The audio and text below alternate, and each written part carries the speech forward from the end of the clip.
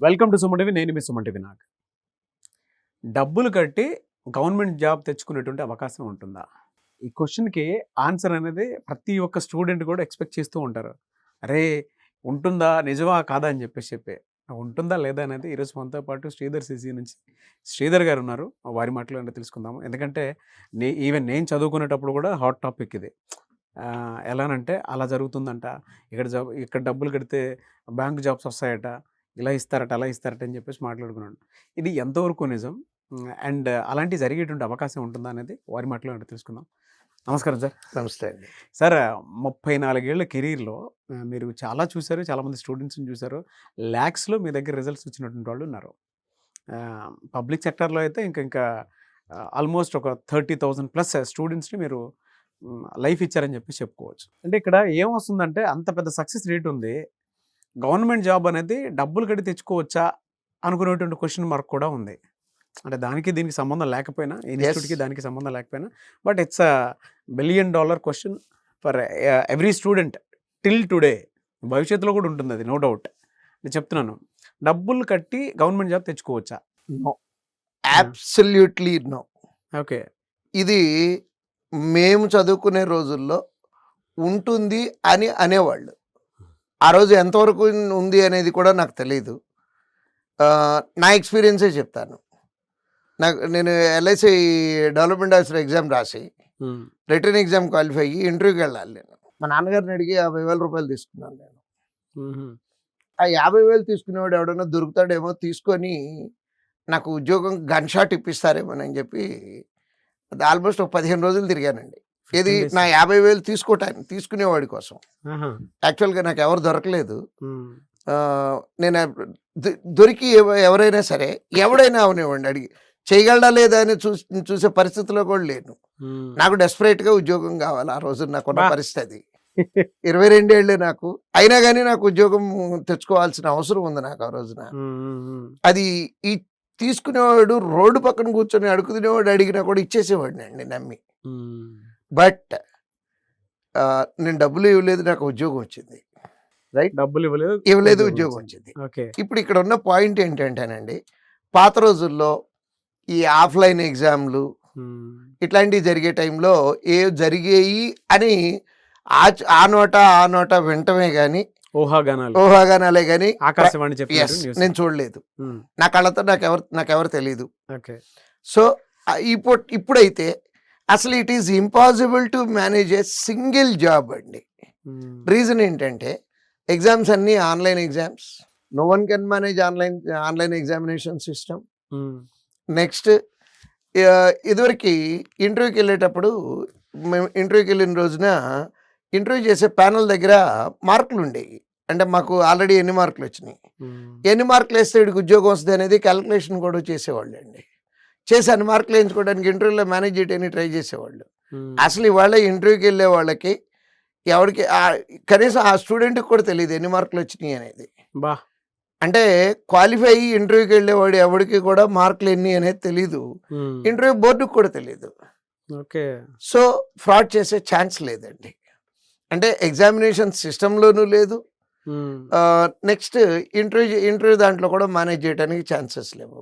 కాకపోతే ఎక్కువ మంది అనేది ఏంటంటే వీటన్నిటికీ అవకాశం లేదులే, బాగానే కరెక్టేనండి, DCCB ఎగ్జామ్ లాంటివి, అంటే డిస్ట్రిక్ట్ కోఆపరేటివ్ బ్యాంకులు ఉన్నాయి కదా, అవన్నీ అయితే అచ్చంగా అమ్ముకుంటారంట కదండి అని అడుగుతారు నన్ను. ఇప్పటికీ అడుగుతారు, పేరెంట్స్ కూడా వస్తారు నా దగ్గరికి, సార్ ఏదో ఒకటి చెయ్యండి, ఎంత కావాలో చెప్పండి అని.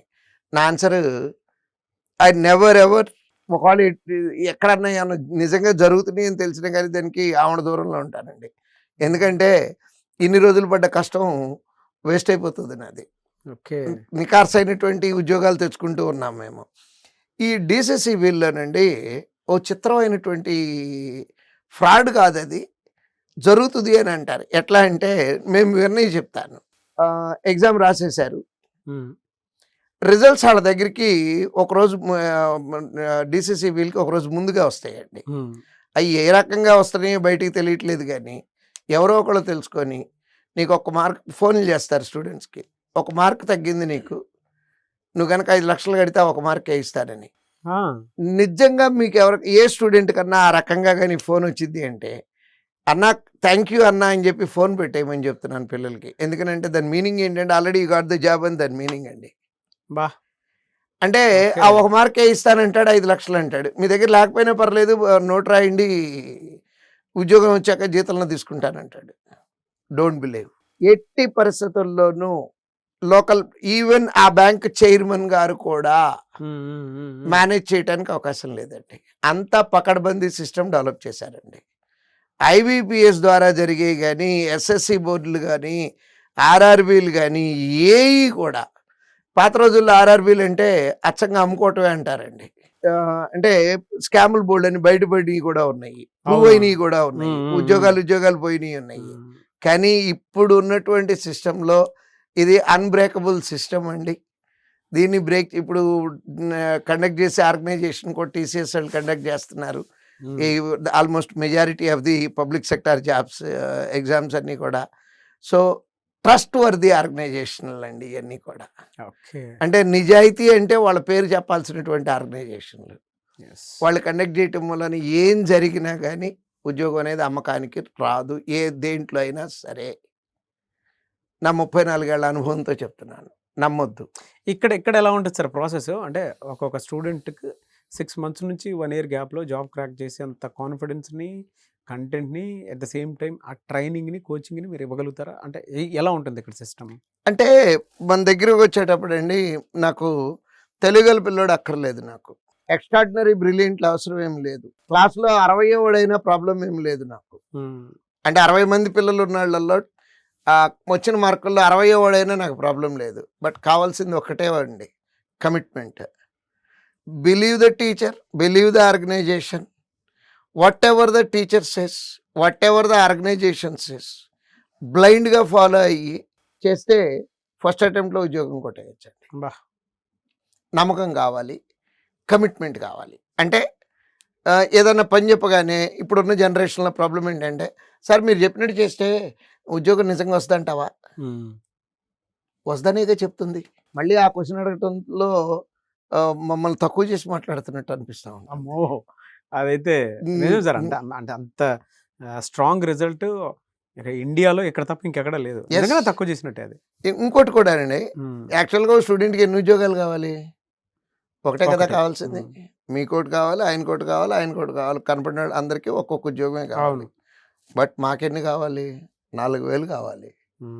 మా టార్గెట్ ప్రతి సంవత్సరం 4,000 అచీవ్ చేస్తున్నామండి. మాట చెప్పటం కాదండి. 2024 3,903 దగ్గర ఉన్నాము ఇవాళ.